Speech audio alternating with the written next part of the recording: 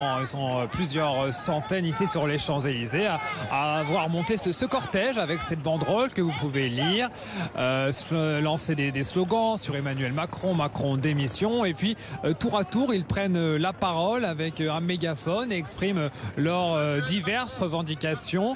Ça va de l'augmentation des retraites, l'augmentation des pensions d'invalidité, l'augmentation générale des salaires dans le public, dans le privé, une baisse des loyers, une meilleure qualité des logements, justement, faisant référence à ce drame à Marseille avec l'effondrement des immeubles.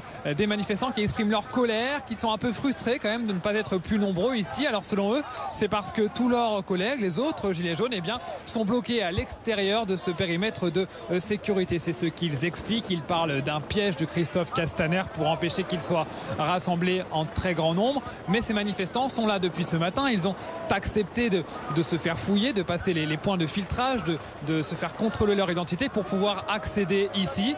Et donc défilent dans le calme, puisque aucun d'eux ne peut avoir d'objet dangereux sur lui étant donné qu'il a été fouillé. Il remonte donc cette avenue des Champs-Élysées et ça contraste justement avec la vue que l'on peut voir de l'autre côté autour de la place de l'Étoile sur l'Arc de Triomphe avec ces nombreuses fumées notamment dues au gaz lacrymogène.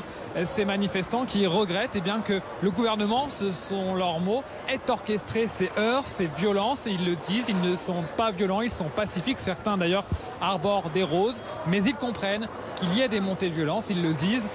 Pour eux, ce n'est pas seulement un mouvement, c'est une révolution, et toute révolution passe par la violence. Ce sont leurs mots ici sur l'avenue des Champs-Élysées.